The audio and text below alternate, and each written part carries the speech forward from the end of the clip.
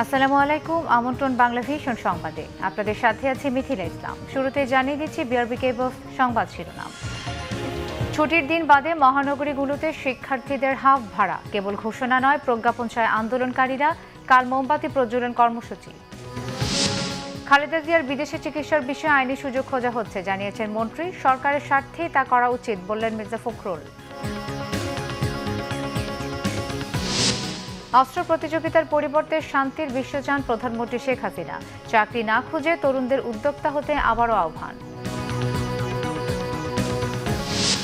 ভারতে 5 জনের ওমিক্রন শনাক্ত। বাংলাদেশের পরিস্থিতি ভালো আছে, মোকাবেলার প্রস্তুতিও, জানিয়েছেন স্বাস্থ্যমন্ত্রী। পাচার বন্ধে এবং অর্থ ফিরিয়ে আনতে কি পদক্ষেপ নেওয়া হয়েছে, কোথায় সীমাবদ্ধতা, জানতে চেয়েছে হাইকোর্ট।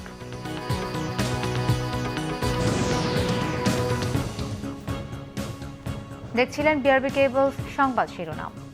এবারে বিস্তারিত।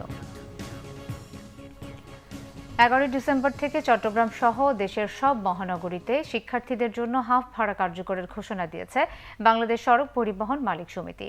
রবিবার সকালে চট্টগ্রাম প্রেস ক্লাবে সংবাদ সম্মেলনে এই ঘোষণা দেন সমিতির মহাসচিব খন্দকার এনায়েতুল্লাহ। গণপরিবহনে হাফ পাসের দাবিতে শিক্ষার্থীদের চলমান আন্দোলনের দাবি মেনে এই ঘোষণা দিলেন বাস মালিকরা। তবে হাফ ভাড়া কার্যকর করার ব্যাপারে বেশ কিছু শর্ত জুড়ে দিয়েছেন তারা। শিক্ষার্থীদের সাথে থাকতে হবে আইডি কার্ড। সরকারি ও মৌসুমী ছুটির দিনে হাফ ভাড়া কার্যকর হবে না বলেও ঘোষণা দেওয়া হয়। এছাড়া সিটির বাইরে জেলা শহর ও গ্রামে আপাতত হাফ ভাড়া চালুর কোনো সিদ্ধান্ত হয়নি বলে জানান পরিবহন মালিক সমিতির নেতারা। চট্টগ্রামে গত কয়েকদিন যাবৎ মালিক শ্রমিকদের সাথে আলোচনা করবে আমরা স্থির করেছি যে আগামী 11 ডিসেম্বর থেকে চট্টগ্রাম শহরে ছাত্রদের হাফ ভাড়া কার্যকর হবে। যখন হাফ ভাড়া দিবেন তখন তাকে ছবিযুক্ত আইডি কার্ড তাকে প্রদর্শন করতে হবে। হাফ ভাড়া সকাল 7টা থেকে রাত্র 8টা পর্যন্ত এই সময়ের মধ্যে কার্যকর হবে, এরপরে কার্যকর হবে না।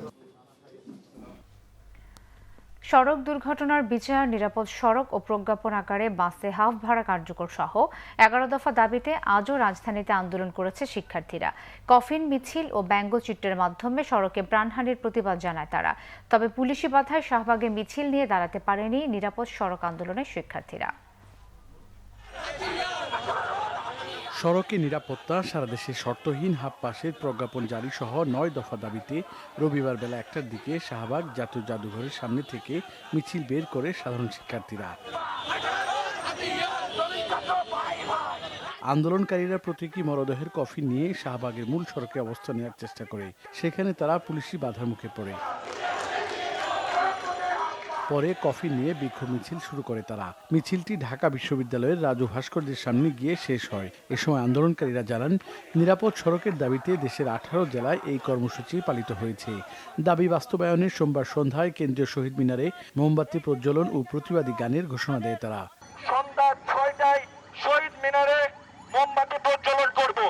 আজকে দেশের 18টি জেলায় নিরাপদ সড়কের দাবিতে এবং হাফ পাসের দাবিতে কর্মসূচি পালিত হয়েছে এবং বরিশালে আমাদের শিক্ষার্থীদের উপর বাধা দেওয়া হয়েছে। এদিকে একই দাবিতে রাজধানীর রামপুরায় ব্যঙ্গচিত্র নিয়ে মানববন্ধন করেছে শিক্ষার্থীরা। দুপুরে রামপুরা সড়কের হাতিরঝিল সংলগ্ন ফুটপাতে অবস্থান নেয় তারা। এ সময় সড়কের অব্যবস্থাপনা ও দুর্নীতি নিয়ে বিভিন্ন ব্যঙ্গচিত্র প্রদর্শন করে তারা। যতদিন পর্যন্ত আমাদের দাবি মানা না হয় ততদিন পর্যন্ত আমরা এইভাবে রাজপথে এরকম ভাবে আমরা কর্মসূচি করতে থাকবো। সরকার হচ্ছে জনগণের কাছে দায়বদ্ধ, জনগণ সরকারের কাছে দায়বদ্ধ নয়। অতএব রাষ্ট্র আমাদেরকে কোনো শর্ত দিতে পারে না, আমরা সেই শর্ত গ্রহণ করব না। গত 29 নভেম্বর রাতে রামপুরায় বাস চাপায় এসএসসি পরীক্ষার্থী মোহাম্মদ মাইনুদ্দিন নিহত হবার পর থেকে সেখানে প্রতিদিনই কর্মসূচি পালন করছে বিভিন্ন স্কুল কলেজের শিক্ষার্থীরা। সৈকত সাদিক, বাংলা ভিশন, ঢাকা। আওয়ামী লীগের সাধারণ সম্পাদক ওবায়দুল কাদের বলেছেন, বেগম খালেদা জিয়ার চিকিৎসা ইস্যুতে আবোল তাবোল বকছে বিএনপি। তাদের বক্তব্য এখন হাস্যরসে পরিণত হয়েছে। এদিকে বিএনপি চেয়ারপারসনের বিদেশে চিকিৎসার বিষয়ে আইনে সুযোগ আছে কিনা তা খতিয়ে দেখা হচ্ছে বলে জানিয়েছেন আইনমন্ত্রী আনিসুল হক। রাজধানীতে আলাদা অনুষ্ঠানে তারা এসব কথা বলেন। মহানগর নাট্যমঞ্চে অনুষ্ঠিত হয় ঢাকা মহানগর দক্ষিণ আওয়ামী লীগের ৩৮ নম্বর ওয়ার্ডের ১৫টি ইউনিটের সম্মেলন। আওয়ামী লীগ সাধারণ সম্পাদক ওবায়দুল কাদের বলেন, দলে বিতর্কিতদের জায়গা হবে না, স্মরণ করিয়ে দেন সবাই আওয়ামী লীগের বন্ধু নয়। ইউনিয়ন পরিষদ নির্বাচনে কেন্দ্রে বিতর্কিতদের নাম পাঠানোয় ক্ষোভ প্রকাশ করেন তিনি। খালেদা জিয়া আছেন বলে আওয়ামী লীগ টিকে আছে, বিএনপি মহাসচিবের এমন মন্তব্যের কড়া সমালোচনা করেন তিনি। ফখরুল ইসলাম আলমগীর লোকটার মনে হয় মাথা খারাপ হয়ে গেছে, সে উন্মাদ হয়ে আবল তাবল বকছে, জনসমর্থন নেই, পাবলিক ডাকলে আসে না। আজকে ফখরুলের এই বক্তব্য সারা দেশে হাস্যরসের জন্ম দিয়েছে। আমাদের খুব সতর্কভাবে চলছে। শেখ হাসিনার উন্নয়ন, আমাদের আচরণ, এ দুটো মিলিয়েই ব্যাটে বলে সংযোগ হলে তবেই আমরা জিতব আগামী নির্বাচনে। এর আগে হোসেন শহীদ সরোয়ার্দীর মৃত্যুবার্ষিকী উপলক্ষে সকালে তার সমাধিতে শ্রদ্ধা নিবেদন করে আওয়ামী লীগ। ওবায়দুল কাদের বলেন, দেশে গণতন্ত্রের পথ বিকাশে বড় বাধা সাম্প্রদায়িক শক্তি। গণতন্ত্র রক্ষা ও অগ্রযাত্রায় গণতন্ত্রকামী সব দলকে এক হয়ে কাজ করার আহ্বান জানান তিনি। এদিকে আইনমন্ত্রী আনিসুল হক বলেছেন, বিএনপি চেয়ারপারসনের বিষয়ে প্রধানমন্ত্রী শেখ হাসিনা সবসময় মানবিক, আইনের যেন কোনো ব্যত্যয় না হয় সেজন্যই সময় নেওয়া হচ্ছে। 25তম জুডিশিয়াল অ্যাডমিনিস্ট্রেশন ট্রেনিং কোর্সের উদ্বোধন শেষে এ কথা জানান তিনি। আইন যেন সঠিকভাবে, যে আগে যেরকম করা হয়েছিল সেইভাবেই সেটা সঠিক, এবং কিন্তু এখানে যখন অনেক আবেদন এসছে, আইনজীবীদের থেকেও আবেদন এসছে, তো সেই জন্য কোনো কিছুভাবেই কিছু করা যায় কিনা, সেটা কোনো উপায় আছে কিনা, সব দিক দেখেই এটার একটা সুচিন্তিত সিদ্ধান্তে আসাটা আমার মনে হয় সমীচীন। সেই জন্য আমরা একটু সময় নিচ্ছি। অন্যদিকে তথ্য ও সম্প্রচার মন্ত্রী ডক্টর হাসান মাহমুদ বলেছেন, মানবিকতা দেখিয়ে ফাঁসির দণ্ডপ্রাপ্তদের মাফ করা যায় না। বেগম জিয়ার চিকিৎসা নিয়ে বিএনপি নেতাদের বক্তব্য বেফাঁস ও অবান্তর বলে মন্তব্য তার। সচিবালয়ের সংবাদ সম্মেলনে মন্ত্রী এসব কথা বলেন। বিএনপি যে সমস্ত দাবি, এগুলো রাজনৈতিক দাবি, মাঠ গরম করার জন্য তারা নানা ধরনের কথা বলছে। কোনো ইস্যু তৈরি করতে পারেনি তো, আর জনগণের জন্য তো রাজনীতি করে না। তাদের রাজনীতি পুরোটাই আবর্তিত হচ্ছে বেগম খালেদা জিয়ার স্বাস্থ্য নিয়ে আর তারেক রহমানের শাস্তি নিয়ে। এই দুটি নিয়েই তাদের রাজনীতি আবর্তিত। তিনি বলেন, শিক্ষার্থীদের আন্দোলনের পেছনে রাজনৈতিক উদ্দেশ্য কাজ করছে। খুলনা প্রকৌশল বিশ্ববিদ্যালয়ের শিক্ষকের অস্বাভাবিক মৃত্যুর পেছনে ছাত্রলীগ কর্মীদের জড়িত থাকার প্রমাণ পেলে কঠোর ব্যবস্থা নেওয়ার কথা জানান ডক্টর হাসান মাহমুদ। যদি কেউ দায়ী হয়, তাইমুর রশিদ, বাংলা ভিশন, ঢাকা। বিএনপি মহাসচিব মির্জা ফখরুল ইসলাম আলমগীর বলেছেন, সরকারের উচিত নিজেদের স্বার্থে বেগম খালেদা জিয়াকে মুক্তি দিয়ে বিদেশ পাঠানো, নইলে পালাবার পথও খুঁজে পাবে না। তার আশঙ্কা, খালেদা জিয়াকে উন্নত চিকিৎসার জন্য বিদেশে না নেওয়া হলে তার জীবন হুমকির মুখে পড়বে। বিএনপি চেয়ারপারসন বেগম খালেদা জিয়ার মুক্তি ও তাকে সুচিকিৎসার জন্য বিদেশ পাঠানোর দাবিতে ধারাবাহিক কর্মসূচির অংশ হিসেবে জাতীয় প্রেস ক্লাবের সামনে সমাবেশ করে জাতীয়তাবাদী শ্রমিক দল। এতে বিএনপির মহাসচিব মির্জা ফখরুল ইসলাম আলমগীর অভিযোগ করেন, বেগম খালেদা জিয়া স্বাধীনতা, সার্বভৌমত্ব ও গণতন্ত্রের প্রতীক। তাকে বন্দী করে গণতন্ত্রকে বন্দী করা হয়েছে। সাজানো মামলায় রাজনৈতিক প্রভাব বিস্তার করে বেগম খালেদা জিয়াকে কারাগারে নেওয়া হয়েছে। অভিযোগ করেন, সেখানে তাকে কোনো চিকিৎসা না দেয় তার জীবন এখন হুমকির মুখে।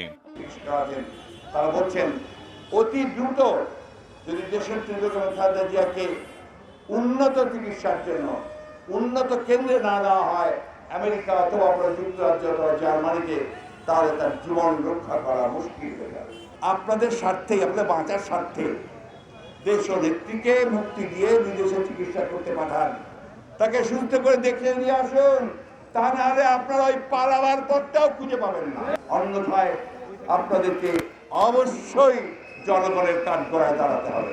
মির্জা ফখরুল বলেন, সরকার উন্নয়নের বুলি আওড়াচ্ছে, অথচ দরিদ্রের সংখ্যা 2 কোটি থেকে বেড়ে হয়েছে 6 কোটি। মানুষ এখন রাস্তায় নেমে আসছে, সরকারের পরিবর্তন চায় তারা। আপনাদের মন্ত্রীরা যে ভাষায় কথা বলছেন, কোন সভ্য সুস্থ মানুষ এই ভাষায় কথা বলতে পারে না। দেখেন, ওবায়দুল কাদের সাহেব আওয়ামী লীগের সাধারণ সম্পাদক, তাকে আমরা সম্মান করি, তাকে আমরা অবশ্যই শ্রদ্ধা করি, কিন্তু তিনি কখনোই বিএনপির ভূত ছাড়া আর কিছু দেখেন না। দুঃস্বপ্ন দেখতে থাকেন সারাক্ষণ, খালি বিএনপি বিএনপি বিএনপি। আরে বিএনপি তো বলেন আপনি, বিএনপি নাকি নাই। বিএনপি যদি নাই তাহলে বিএনপির স্বপ্ন দেখেন কেন হয়তো? এই যে আপনার ছেলেরা রাস্তায় নেমেছে, আজকে পত্রিকা দেখলাম সব লাল কার্ড দেখিয়ে দিয়েছে, দেখছেন তো, সরকারকে লাল কার্ড দেখিয়ে দিয়েছে। বেগম খালেদা জিয়ার জীবন রক্ষায় সুচিকিৎসার জন্য বিদেশ পাঠানোর আন্দোলনে সবাইকে আরও সোচ্চার হবার আহ্বান জানান বিএনপির মহাসচিব। জাহাঙ্গীর আকন্দ, বাংলা ভিশন, ঢাকা। প্রধানমন্ত্রী শেখ হাসিনা বলেছেন, করোনায় পুরো বিশ্ব এখন নতুন সংকটে, তাই অস্ত্র প্রতিযোগিতার পরিবর্তে একটি শান্তিপূর্ণ বিশ্ব গড়তে হবে। তিনি বলেন, আঞ্চলিক ও আন্তর্জাতিক শান্তিপূর্ণ পরিবেশ বজায় রাখা এবং জঙ্গিবাদ ও সন্ত্রাসবাদের বিরুদ্ধে বাংলাদেশ শূন্য সহনশীলতা নীতি গ্রহণ করেছে। এদিকে এসএমই মেলার উদ্বোধনীতে শুধু চাকরির পেছনে না ছুটে উদ্যোক্তা হতে তরুণদের প্রতি আবারও আহ্বান জানান প্রধানমন্ত্রী। রবিবার ঢাকায় শেষ হয়েছে দুদিনের বিশ্ব শান্তি সম্মেলন। গণভবন থেকে সমাপনী অনুষ্ঠানে প্রধানমন্ত্রী শেখ হাসিনা করোনা সংকটে টালমাটাল পরিস্থিতি সামলাতে বিশ্ব সম্প্রদায়ের জোরালো ভূমিকার উপর জোর দেন। করোনা মোকাবেলা করে বিশ্বে বাংলাদেশ এখন উন্নয়নের রোল মডেল, দেশের অর্থনীতিকে শক্ত ভিতের উপর দাঁড় করিয়েছে বলেও মন্তব্য করেন প্রধানমন্ত্রী। আমরা জঙ্গিবাদ সন্ত্রাসবাদের বিরুদ্ধে শূন্য সহনশীলতা নীতি গ্রহণ করেছি। আঞ্চলিক ও আন্তর্জাতিক শান্তিপূর্ণ পরিবেশ বজায় রাখতে আমরা সংশ্লিষ্ট সংস্থাগুলোর সঙ্গে নিবিড়ভাবে কাজ করে যাচ্ছি। গত 2 বছর ধরে করোনা ভাইরাস মহামারী পুরো বিশ্ব ব্যবস্থাকে এক নতুন সংকটের মুখোমুখি করেছে। বিশ্বের এই চরম সংকটময় সময়ে আমি অস্ত্র প্রতিযোগিতায় সম্পদ ব্যয় না করে তা সার্বজনীন টেকসই উন্নয়ন অর্জনে ব্যবহার করার আহ্বান জানাই। আসুন আমরা সার্বজনীন শান্তির জন্য প্রতিজ্ঞাবদ্ধ হয়ে কর্মযজ্ঞে নেমে পড়ি। এর আগে গণভবন থেকে ভার্চুয়ালি যুক্ত হয়ে নবম জাতীয় এসএমই মেলার উদ্বোধন করেন প্রধানমন্ত্রী। বলেন, দেশের অর্থনীতি এগিয়ে যাচ্ছে, উন্নত সমৃদ্ধ দেশ গড়তে সব ধরনের ব্যবস্থা নেওয়া হচ্ছে। প্রান্তিক পর্যায়ে পৌঁছে যাওয়া তথ্য প্রযুক্তির সুযোগ কাজে লাগাতে তরুণদের প্রতি আহ্বান জানান শেখ হাসিনা। আমরা আমাদের যুব সমাজের জন্য যেমন স্টার্ট আপ প্রোগ্রাম, এই স্টার্ট আপ প্রোগ্রামও কিন্তু আমরা নিচ্ছি, সেখান থেকে কিন্তু সুযোগটা পাচ্ছে, তার জন্য বাজেটে আলাদা টাকাও ধরা আছে। কাজে উদ্যোক্তা হতে চাইলে যে কেউ হতে পারেন, শুধুমাত্র একটা পাস করেই চাকরির পিছনে না ছুটে নিজেরা উদ্যোক্তা হওয়া এবং নিজেরাই অন্যকে চাকরি দেওয়া। আমার তরুণ সমাজের কাছে এটাই থাকবে আবেদন যে সবাইকে সেভাবে নিজেকে গড়ে তুলতে হবে। এবার সারা দেশের 300টি প্রতিষ্ঠান মেলায় অংশ নিচ্ছে, যার মধ্যে 60% উদ্যোক্তাই নারী। মেলা চলবে 12 ডিসেম্বর পর্যন্ত। সৈয়দ আব্দুল মুহিত, বাংলা ভিশন, ঢাকা। প্রধানমন্ত্রী শেখ হাসিনার কন্যা ও আন্তর্জাতিক অটিজম বিশেষজ্ঞ সাইমা ওয়াজেদ পুতুল বলেছেন, সামাজিক সমতা ও ন্যায় বিচারই সমাজে শান্তি প্রতিষ্ঠার মূল ভিত্তি। বঙ্গবন্ধু সারা জীবন সংলাপের মাধ্যমে সমস্যার সমাধানে বিশ্বাসী ছিলেন। ফরেন সার্ভিস একাডেমিতে বিশ্ব শান্তি সম্মেলনের প্যানেল আলোচনায় ভার্চুয়ালি যুক্ত হয়ে তিনি কথা বলেন। He believed in dialogue above all else, and standing up for the rights and fighting for those who could not speak for themselves. He did whatever was needed and believed that you should do whatever you can to be emancipated and to be seen as equal. The disparity between the haves and have-nots continue to grow.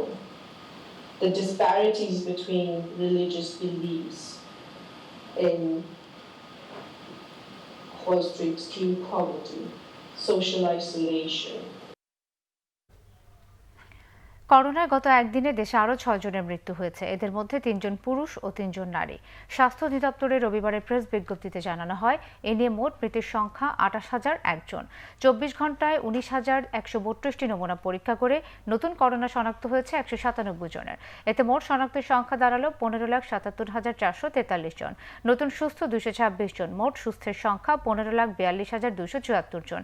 পরীক্ষা বিবেচনায় শনাক্তের হার 1.03, সুস্থতার হার 97.5 1.77 এবং মৃত্যুর হার 1.78। মারা যাওয়া 6 জনের মাঝে ঢাকা বিভাগে 5 জন ও ময়মনসিংহ বিভাগে 1 জন। বাকি 6 বিভাগ চট্টগ্রাম, রাজশাহী, খুলনা, বরিশাল, সিলেট ও রংপুরে এই সময় করোনায় কেউই মারা যায়নি। এদিকে স্বাস্থ্য অধিদপ্তরের মুখপাত্র অধ্যাপক ডাক্তার নাজমুল ইসলাম এক ভার্চুয়াল ব্রিফিংয়ে বলেছেন, দক্ষিণ আফ্রিকায় ওমিক্রন ভ্যারিয়েন্ট শনাক্তের পর বিশ্বজুড়ে জনস্বাস্থ্যে জরুরি অবস্থা তৈরি হয়েছে। দক্ষিণ আফ্রিকাতে করোনার একটি নতুন ভ্যারিয়েন্ট চিহ্নিত হয়েছে এবং এটি আমরা দেখেছি যে সেটি সেখানে কমিউনিটি ট্রান্সমিশন হয়েছে, যে কারণে স্বাস্থ্য মন্ত্রণালয়ের পক্ষ থেকে, স্বাস্থ্য অধিদপ্তরের পক্ষ থেকে কিছু সুনির্দিষ্ট নির্দেশনা আমরা আমাদের পোর্ট ফ্যাক্টরিগুলোতে আমরা জানিয়েছি। আমরা মনে করি যে আমাদের আতঙ্কিত হওয়ার চাইতেও অতি জরুরি হচ্ছে সচেতন হওয়া। আমরা যদি নিজেরা সচেতন হই, নিজেকে সুরক্ষিত রাখি, পরিবারের সদস্যদের সুরক্ষিত রাখি, তাহলে কিন্তু এটি প্রত্যক্ষ পরোক্ষভাবে পুরো দেশকেই সুরক্ষিত রাখতে সহায়তা করবে। এদিকে ভারতে ওমিক্রন ভ্যারিয়েন্ট আক্রান্ত 5ম ব্যক্তি শনাক্ত হয়েছে দিল্লিতে। তৃতীয় ঢেউ মোকাবেলায় এখন থেকে প্রস্তুতি নেওয়া প্রয়োজন বলে মনে করছেন দেশটির বিশেষজ্ঞরা। ভারতে ওমিক্রন আক্রান্ত 5ম ব্যক্তির বয়স 37 বছর। তিনি সম্প্রতি তানজানিয়া থেকে ফিরেছেন। এর আগে দক্ষিণ আফ্রিকা ফেরত মুম্বাইয়ের এক মেরিন ইঞ্জিনিয়ারের দেহে ওমিক্রন ধরা পড়ে। তবে জাহাজে থাকা অন্যরা সবাই করোনা নেগেটিভ বলে জানানো হয়। ডেল্টার চেয়ে ওমিক্রন বেশি সংক্রামক হতে পারে এই শঙ্কায় ভারতের সব আন্তর্জাতিক ফ্লাইট বন্ধের আবেদন জানিয়ে প্রধানমন্ত্রী নরেন্দ্র মোদীর কাছে চিঠি দিয়েছেন দিল্লির মুখ্যমন্ত্রী অরবিন্দ কেজরিওয়াল। সংক্রমণ রোধে ব্রিটেনে ভ্রমণকারীদের মঙ্গলবার থেকে করোনার নেগেটিভ সার্টিফিকেট বাধ্যতামূলক করার ঘোষণা দিয়েছে দেশটির স্বাস্থ্য মন্ত্রণালয়। এদিকে দক্ষিণ আফ্রিকা ওমিক্রন শনাক্তের পর দেশটিতে এই রোগীর সংখ্যা বাড়ছেই।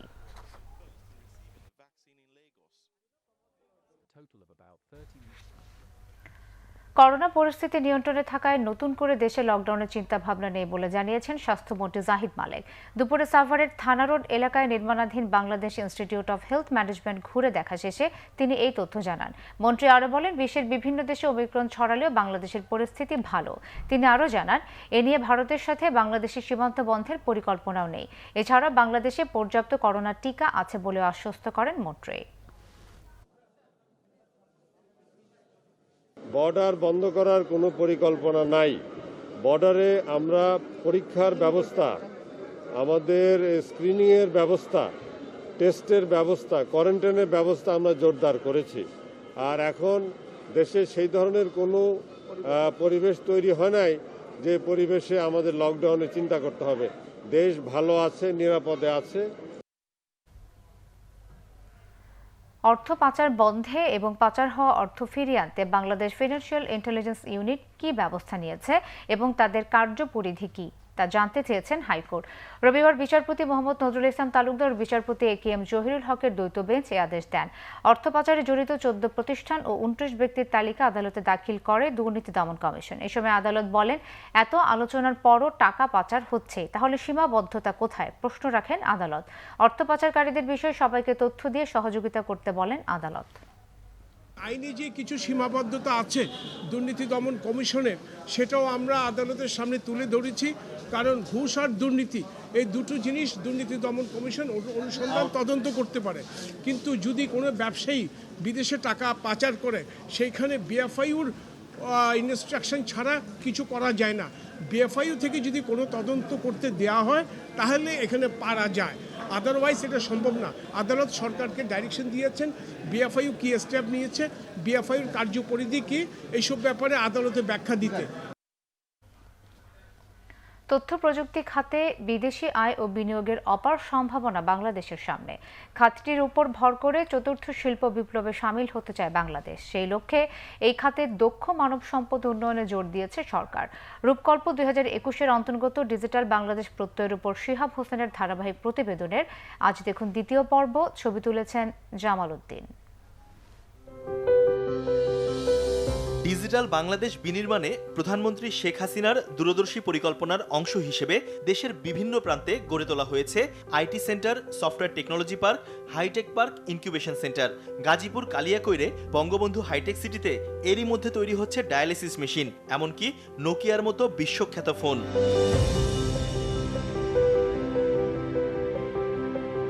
আমরা নোকিয়া স্মার্টফোন এবং ফিচার ফোন উৎপাদন শুরু করেছি।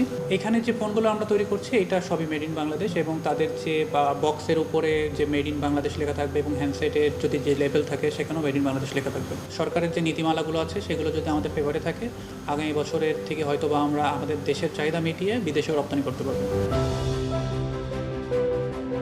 স্যামসাং, নোকিয়া, শাওমির মতো কোম্পানি এসছে।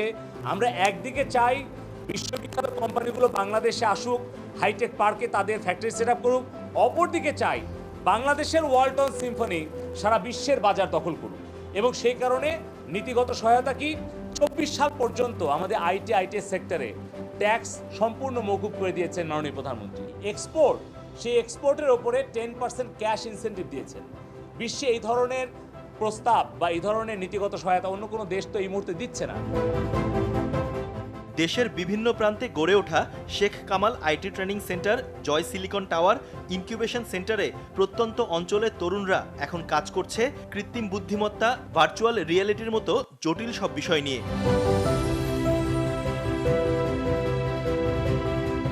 আমরা একটা ভার্চুয়াল ওয়ার্ল্ড তৈরি করতেছি, যেটা রিয়েল ওয়ার্ল্ডের অল্টারনেটিভ একটা ওয়ার্ল্ড, যেখানে আমি হেডসেটটা লাগালাম, তখন আমি অফিসে চলে গেলাম, আমি আমার আর্কিটেকচারের প্রজেক্টটা ভিজুয়ালাইজ করে দেখাবো সব ইঞ্জিনিয়ারদের। তখন সে আর্কিটেকচার ভিজুয়ালাইজ করে সে ইঞ্জিনিয়ারটার সামনে গিয়ে দেখতে পারবে যে কোন ফ্লোরে কী আছে না আছে। এটা হলো কাজের এন্টারপ্রাইজ সেক্টরে। আর যদি কনজিউমার সেক্টরে বলে, মানুষ গেম খেলতে পারবে, মুভি দেখতে পারবে, কাস্টম মুভি থিয়েটার থাকবে, কনসার্ট করতে পারবো। আমরা যেরকম রিয়েল ওয়ার্ল্ডে বিলবোর্ড দেখি বা বিভিন্ন অ্যাড দেখি টিভিতে, ওখানে আমাদের ওই ভার্চুয়াল ওয়ার্ল্ডে অ্যাড থাকবে বিভিন্ন, যেটা থেকে কোম্পানিরা নিজের প্রোডাক্ট অ্যাডভার্টাইজমেন্ট করতে পারবে, তাদের প্রোডাক্ট সেল বেশি হবে। একটা নতুন স্টার্টআপের জন্য যা যা কিছু লাগে আমাদের এখানে ইনকিউবেশন সেন্টার আছে, সেটা আমাদের প্রোভাইড করছে। এখান থেকে আমাদের 1 ইয়ার ট্রেনিংটা দিচ্ছে। তরুণদেরকে উদ্যোক্তা বানানোর জন্য innovation design entrepreneurship academy, university incubation centre এবং সর্বোপরি মাননীয় প্রধানমন্ত্রী স্টার্টআপ বাংলাদেশ লিমিটেড কোম্পানি করে দিয়েছেন। আমাদের লক্ষ্য হচ্ছে আগামী দিনে 41 সাল নাগাদ একটি জ্ঞানভিত্তিক একটি ডিজিটাল ইকোনমি গড়ে তোলা। দেশের আঙিনা ছাড়িয়ে পেশাদার উদ্যোক্তাদের অনেকেই এখন বিশ্ববাজারে পরিচিত মুখ। ফ্লিট বাংলাদেশ আমরা ড্রপশিপিং নিয়ে কাজ করি, অ্যামাজন, ওয়ালমার্ট, ইবে, এবং পাশাপাশি আমরা নতুনভাবে এআই নিয়ে কাজ করতেছি। গোটা বিশ্ব আমাদের একটা সুনাম রয়েছে, যার পরিপ্রেক্ষিতে আমাদের ফোর্বস এন্টারপ্রেনিয়র আমাদের তারা ফিচার করছে। এবং এই সুবাদে শুধুই যে ফ্লিট বাংলাদেশ না, এটা বাংলাদেশের জন্য বড় একটা ব্র্যান্ডিং। অ্যামাজন, ওয়ালমার্ট, ইবে, টার্গেট.com, স্যামস ক্লাব, এইসব বড় বড় ই কমার্স যেগুলো আছে, এই ই কমার্সগুলোতে আমরা কাজ করছি। দেশের আইটি খাতের অগ্রযাত্রা নজর কেড়েছে গুগল ও অ্যামাজনের মতো টেক জায়ান্টদেরও। বাংলাদেশে বিনিয়োগে আগ্রহ দেখিয়েছে তারা।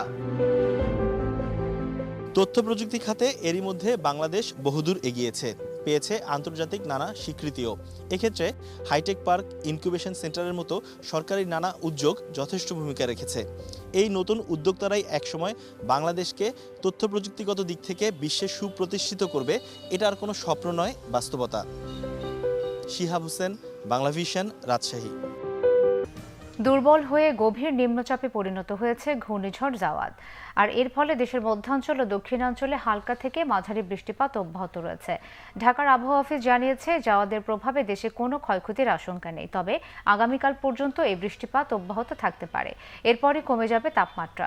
জাওয়াদ বর্তমানে চট্টগ্রাম সমুদ্র বন্দর থেকে 955 কিলোমিটার দক্ষিণ পশ্চিমে অবস্থান করছে।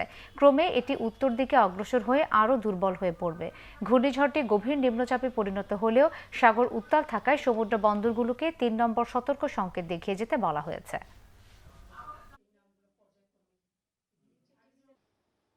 ক্রমান্বয়ে নিম্নচাপে পরিণত হওয়ার সম্ভাবনা রয়েছে। এর প্রভাবে আমাদের দক্ষিণাঞ্চলে, বিশেষ করে বাংলাদেশের সব জায়গায় বৃষ্টি হবে, কিন্তু দক্ষিণাঞ্চলে হালকা থেকে মাঝারি ধরনের বৃষ্টিপাত হওয়ার সম্ভাবনা রয়েছে এবং কোথায় কোথায় বৃষ্টিপাত হচ্ছেও। এই বৃষ্টিপাতটা আজকে হবে এবং আগামী দিনও এই বৃষ্টিপাতটা আস্তে আস্তে ক্রমান্বয়ে কমে যাবে। ঘূর্ণিঝড় নাই এখন, সে ঘূর্ণিঝড় না হয়ে জাওয়াদ এখন সে গভীর নিম্নচাপে রূপ নিয়েছে, নিয়ে আস্তে আস্তে ক্রমান্বয়ে আজকে সন্ধ্যা নাগাদ সে নিম্নচাপে রূপ নেবে এবং ওর আস্তে আস্তে শক্তি আরও কমে যাবে।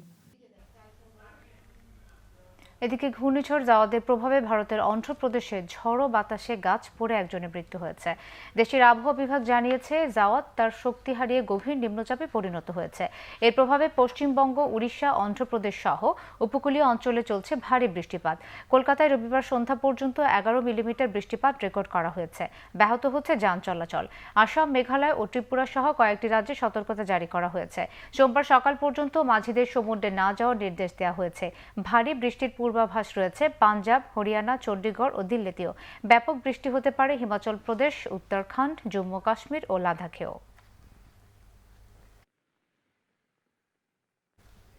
পুলিশের কাউন্টার টেরোরিজম সিটিটিসি ইউনিটের এক প্রতিবেদনে বলা হয়েছে, রাজারবাগের পীর ও তার সহযোগীদের কার্যক্রম জঙ্গিদের সাথে সাদৃশ্যপূর্ণ। তাদের কার্যক্রমে উগ্রবাদ ও জঙ্গিবাদ ছড়িয়ে পড়ার আশঙ্কা রয়েছে। রোববার বিচারপতি এম এনায়েতুর রহিম ও বিচারপতি মোহাম্মদ মোস্তাফিজুর রহমানের হাইকোর্ট বেঞ্চে জমা দেওয়া প্রতিবেদনে পুলিশের কাউন্টার টেরোরিজম সিটিটিসি ইউনিটের প্রতিবেদনে এসব তথ্য জানানো হয়েছে। প্রতিবেদনে বলা হয়, কোরআন ও হাদিসের খণ্ডিত ব্যাখ্যা দিয়ে দেশের ধর্মভীরু মানুষকে ভুল পথে পরিচালনা করে ধর্মের নামে মানুষ হত্যা ও তথাকথিত জিহাদকে উস্কে দিচ্ছে। মামলার তদন্তের স্বার্থে সিআইডি কাউন্টার টেরোরিজম ও দুদক চাইলে রাজারবাগ দরবার শরীফের পীরের বিদেশ যাত্রায় নিষেধাজ্ঞা দিতে পারবে বলে আদেশ দিয়েছেন হাইকোর্ট। একই সঙ্গে রাজারবাগ দরবার শরীফ ও পীরের কর্মকাণ্ডের ওপর সার্বক্ষণিক নজরদারি করতে কাউন্টার টেরোরিজমকে নির্দেশ দিয়েছেন আদালত। রাজারবাগ পীর সিন্ডিকেটের দায়ের করা 49 মামলার বাদীদের খুঁজতে ব্যবসায়ী একরামুল আহসান কাঞ্চনের এবং অপর 8 জনের দায়ের করা রিটে দেয়া আদেশের পরিপ্রেক্ষিতে সিটিটিসি এমন প্রতিবেদন জমা দেয় আদালতে। 2 কন্যা শিশুকে নিয়ে হাইকোর্টের দেয়া রায়ের বিরুদ্ধে আপিল আবেদন করেছেন শিশুদের মা জাপানি নাগরিক নাকানো এরিকো। আপিল বিভাগের সংশ্লিষ্ট শাখায় সকালে এই আবেদন করা হয়েছে বলে জানিয়েছেন আইনজীবী মোহাম্মদ শিশির মনির। এর আগে বাংলাদেশি বংশোদ্ভূত আমেরিকান নাগরিক ইমরান শরীফ ও জাপানি নাগরিক ডাক্তার এরিকো নাকানোর 2 শিশু কন্যাকে বাংলাদেশে তার বাবার জিম্মায় দিয়েছিলেন হাইকোর্ট। চাইলে জাপানি মা 10 দিন করে বছরে 30 দিন দেখা করতে এবং তাদের সঙ্গে একান্তে অবস্থান করতে পারবেন। এছাড়া শুনানি শেষে 3 জনের মধ্যে সবার ছোট কন্যাকে জাপান থেকে ফিরিয়ে আনার জন্য বাবা ইমরান শরীফের করা রিট সরাসরি খারিজ করে দেন আদালত। তবে তাদের মায়ের করা রিট চলবে। 2 শিশু কন্যাকে ফিরে পেতে হাইকোর্টে শিশুদের হাজির করার নির্দেশনা চেয়ে ঢাকা এসে গত 19 আগস্ট রিট আবেদন করেন জাপানি নাগরিক নাকানো এরিকো, যিনি পেশায় চিকিৎসক। এনবিআরের চেয়ারম্যান আবু হেনা মোহাম্মদ রহমাতুল মনিম বলেছেন, পণ্যের মূল্যের সাথে ভ্যাট যুক্ত থাকতে হবে, আলাদা করে ভ্যাট নেওয়া যাবে না। এক্ষেত্রে খাবার বা অন্যান্য দোকানগুলো ভ্যাট যুক্ত করে পণ্যের মূল্য নির্ধারণ করবে। জাতীয় রাজস্ব বোর্ড এনবিআরের এক লটারি ড্র অনুষ্ঠানে একথা বলেন এনবিআরের চেয়ারম্যান। তার মতে, পণ্যের দামের সাথে ভ্যাট আলাদা করে দেখানো হলে ক্রেতারা মানসিকভাবে কষ্ট পান। এজন্যই সরকারের এই উদ্যোগ। পণ্য বা সেবা নিয়ে সেটির মূসক চালান নেয়ার ক্ষেত্রে মানুষের মধ্যে অনীহা রয়েছে জানিয়ে তিনি আশা প্রকাশ করেন, এই চিত্র দ্রুতই পাল্টে যাবে। ভ্যাট দেওয়ার ক্ষেত্রে মানুষের দৃষ্টিভঙ্গি পরিবর্তনের চেষ্টা করা হচ্ছে বলেও জানান এনবিআর চেয়ারম্যান। এখন যেটি দেখানো হয় দ্রব্যমূল্য, তারপরে দ্রব্যমূল্যের উপরে ভ্যাট, তারপরে টোটাল কত টাকা হলো সেটা কাস্টমারের কাছ থেকে নেওয়া হয়। ভ্যাট আইনে আমাদের বলা আছে যে রিটেলাররা দ্রব্যমূল্যের ভিতরেই ভ্যাটটাকে ধরেই দ্রব্যমূল্য নির্ধারণ করবে এবং তার ভিতর থেকে আমার ভ্যাটের অংশটা সে দিয়ে দিবে। এটি আমরা এখন দীর্ঘদিনের আমাদের রিটেল শপগুলোর অভ্যাস হয়ে গেছে যে আলাদা করে ভ্যাট দেখানো। এটাকে আমরা কারেকশন করছি এবং আমাদের তদারকিও বাড়াচ্ছি।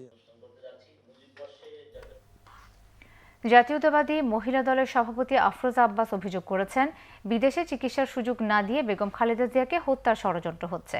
বরগুনা বিএনপির কার্যালয়ে মহিলা দল জেলা শাখার সম্মেলনে তিনি এই অভিযোগ করেন। অবিলম্বে বেগম খালেদা জিয়াকে মুক্তি দিয়ে বিদেশে চিকিৎসার সুযোগ দেওয়ার দাবিও জানান তিনি। বলেন, বিনা ভোটের অবৈধ সরকারের পতন ঘটাতে সবাইকে ঐক্যবদ্ধ হতে হবে। সম্মেলনে প্রধান বক্তা ছিলেন মহিলা দল কেন্দ্রীয় কমিটির সাধারণ সম্পাদক সুলতানা আহমেদ।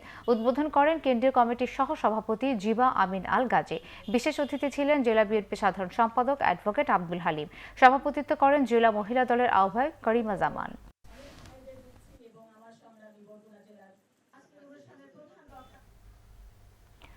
আঙ্গুলের ছাপ থেকে অজ্ঞাত এক নারীর লাশের পরিচয় শনাক্ত করে আসামিদের গ্রেফতার করেছে পুলিশের ব্যুরো অব ইনভেস্টিগেশন পিবিআই। রবিবার সকালে রাজধানীর আগারগাঁয়ে পিবিআই ঢাকা মেট্রোর কার্যালয়ে সংবাদ সম্মেলনে বিশেষ পুলিশ সুপার জাহাঙ্গীর আলম বলেন, বৃহস্পতিবার তুরাগের ঝাউবন থেকে অজ্ঞাত নারীর লাশ উদ্ধার করা হয়। পরে লাশের আঙ্গুলের ছাপ থেকে জানা যায় তার নাম পারভিন ওরফে ফেন্সি।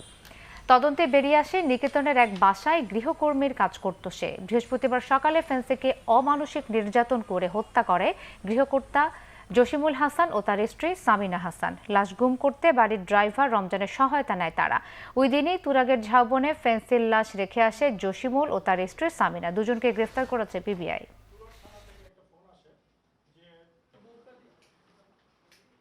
সংবাদ শেষ করব বিআরবি কেবল শিরোনামগুলো আরও একবার জানিয়ে। ছুটির দিন বাদে মহানগরীগুলোতে শিক্ষার্থীদের হাফ ভাড়া কেবল ঘোষণা নয়, প্রজ্ঞাপন চায় আন্দোলনকারীরা। কাল মোমবাতি প্রজ্বলন কর্মসূচি। খালেদা জিয়ার বিদেশে চিকিৎসার বিষয়ে আইনি সুযোগ খোঁজা হচ্ছে জানিয়েছেন মন্ত্রী। সরকারের স্বার্থেই তা করা উচিত বললেন মির্জা ফখরুল। অস্ত্র প্রতিযোগিতার পরিবর্তে শান্তির বিশ্ব চান প্রধানমন্ত্রী শেখ হাসিনা। চাকরি না খুঁজে তরুণদের উদ্যোক্তা হতে আবারও আহ্বান। ভারতে 5 জনের ওমিক্রন শনাক্ত। বাংলাদেশের পরিস্থিতি ভালো আছে, মোকাবেলার প্রস্তুতিও জানিয়েছেন স্বাস্থ্যমন্ত্রী। পাচার বন্ধে এবং অর্থ ফিরিয়ে আনতে কি পদক্ষেপ নেওয়া হয়েছে, কোথায় সীমাবদ্ধতা জানতে চেয়েছে হাইকোর্ট।